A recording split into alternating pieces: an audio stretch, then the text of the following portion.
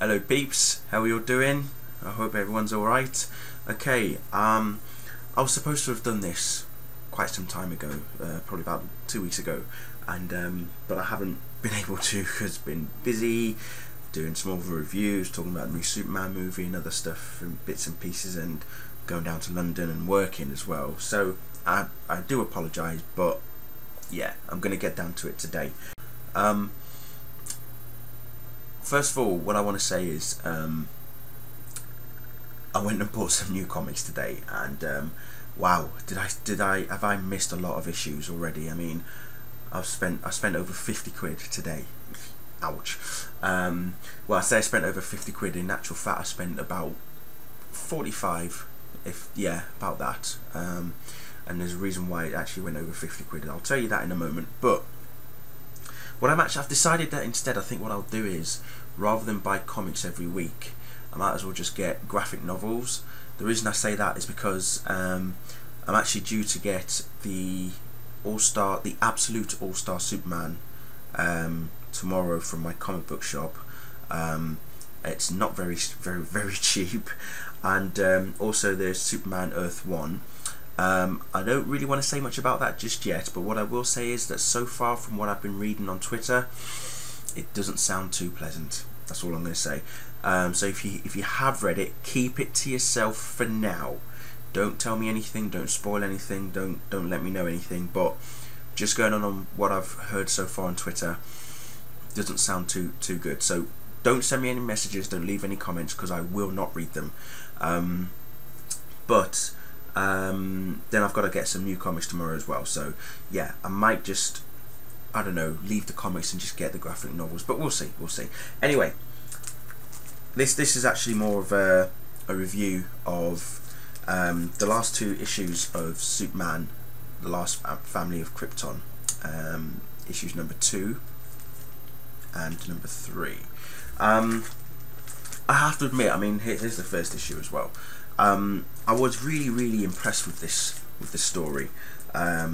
Gave us an insight as to what would happen if Kal-El had landed on Earth, left Krypton with his mother Lara and his father Jor-El, and it really is an impressive story. I mean, he even has twin siblings, a brother and a sister, Valora and Bru-El as well, who unfortunately, because they were born on Earth, only have half the powers of what Kal-El has. So their powers are not as fully, you know, they're not as fully invulnerable as what Kal-El is. So it really is amazing. I mean, there's actually one point where they try and blow themselves up, and you see Jor-El and Lara proper fly as fast as they can to save them, and then that's when they break the news that, you know, yes, you can pretty much withstand pain, but if you do that again,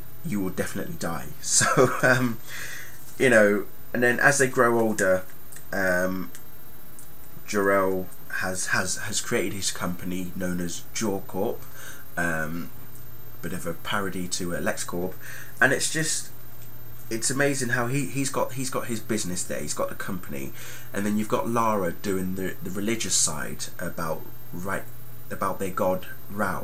So it's like the rayology concept that she brings to the story. So you've got Lara, who's like the religious side of the El family, and then you've got Jor-El, who's more the science of, you know, the science side of the family. And then we also find that he takes on a certain Lex Luthor.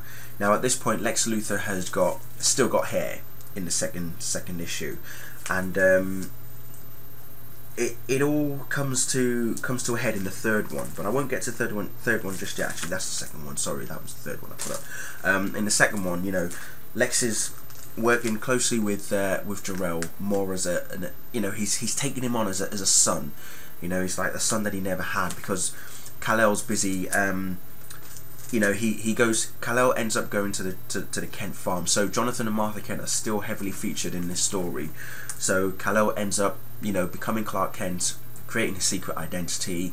You know, not using his powers in a in a rational sense, as it were. So you know, he still has that upbringing that we're familiar with Jonathan and Martha. But Jor-El was wondering if that was a good idea. Was it a good idea for Clark to be in that vicinity, to be brought up in that way? But he later accepts it.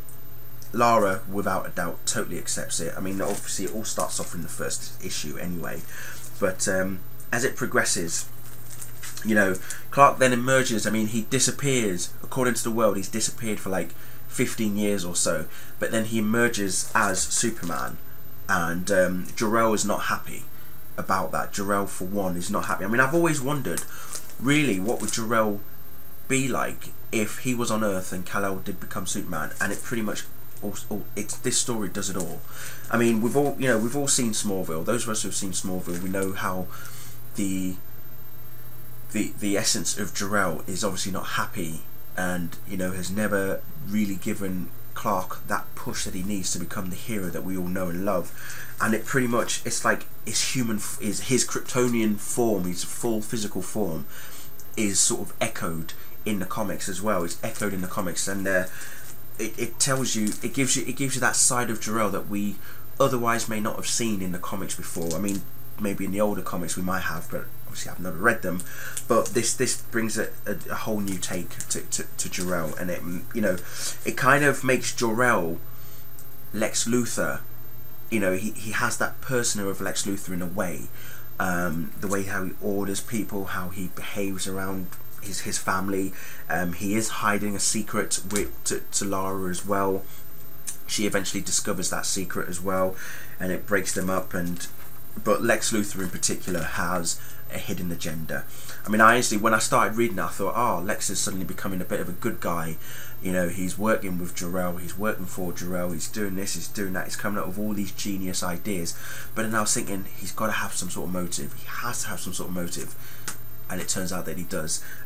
Gold Kryptonite is featured in this, by the way. Obviously, Kryptonite itself is also featured. We find out in the second issue, you know, they are aware of what Kryptonite can do to the House of El, as it were. So yeah, absolutely amazing issue. I'm thoroughly impressed by it. So with that in mind, check it out, right? This is why the price of the comics that I bought today was bumped up to over 50 quid. The comic book shop that I get my comics from said, how would you like this for half the price of what we're selling it? And I thought, yeah, but there's a problem. As you can see, it is huge. It's extra large. It's too big for me. So I want to give this away to one of you guys. Yes, that's right. One of you guys can win this. Okay? How? Very, very simple. Okay? If you're a subscriber, this is what you have to do. Okay? The question that I'm going to ask is, this is going to be fun.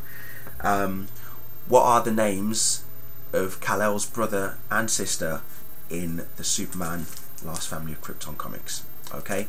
So the names of Kal-El's brother and sister, his twin siblings, what are their names? Okay? There you go. Thank you very much for watching. Sorry for this video being so long, but you know what I'm like. Enjoy your evening. I'll see you later.